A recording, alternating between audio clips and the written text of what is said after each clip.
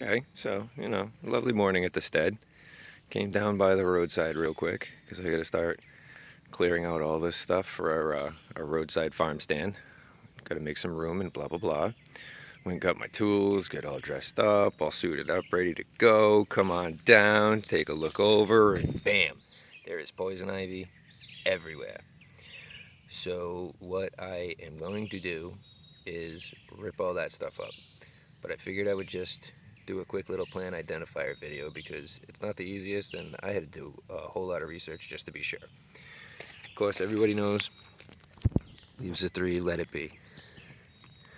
But you can look further down the plant. I gotta find a little bit taller one.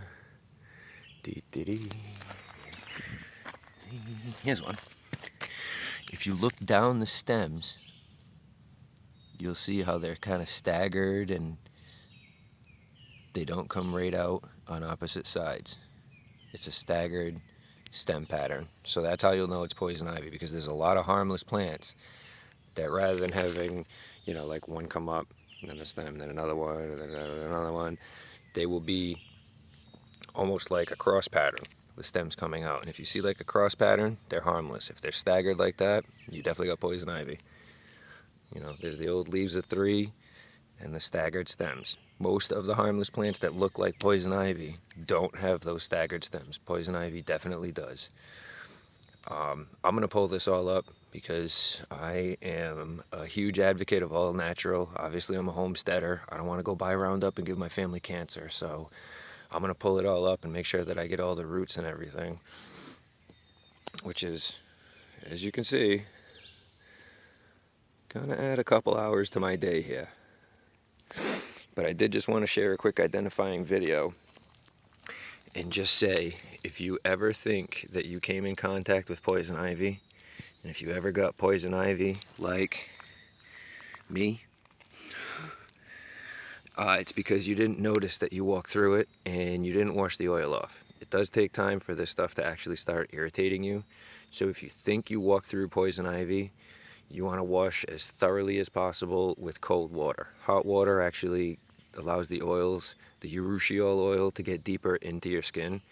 So you don't want to use hot water. You don't ever want to burn this stuff. I'm going to rip it all up and bag it.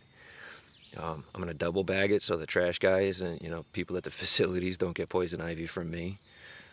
But yeah, the biggest thing is, I didn't notice that I walked through it and I kept working all day. So now I am covered in it and I'm going to go work at it again. But this time I'm ready and I'm going to know that I'm going to set an 1.5-hour alarm once I get started in here.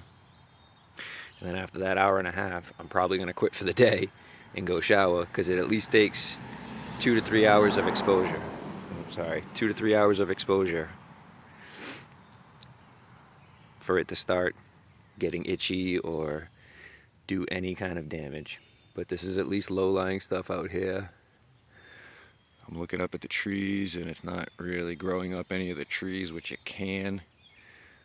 So I don't know if they treated before. But either way, I'm going to get it out for good. Hopefully. So I hope that helped, and watch out for poison ivy because I am sick of itching already.